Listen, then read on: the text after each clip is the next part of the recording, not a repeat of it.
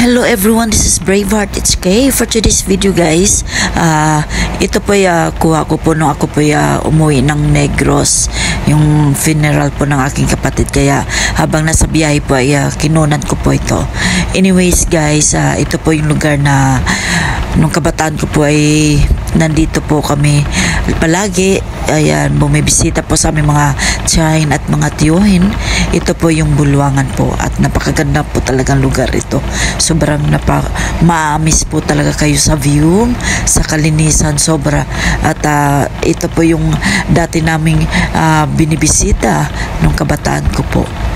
Ayan nga po, 'di ba? Napakaganda, kitang-kita nyo naman kahit sang sulok talagang as in hanga po talaga kayo. Ayan.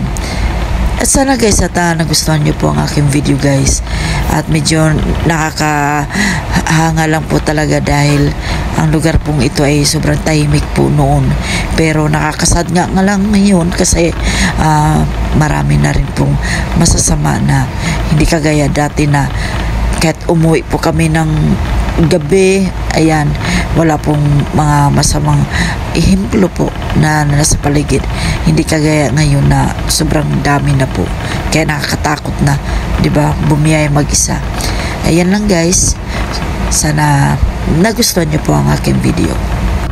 Bago tayo magtapos, may galap shoutout sa akin sisi ko, Sis Beth USA and Mag, Sis Fee Mangas, at sa lahat ng aking mga followers and subscribers na laging nandyan sa aking mga new uploads.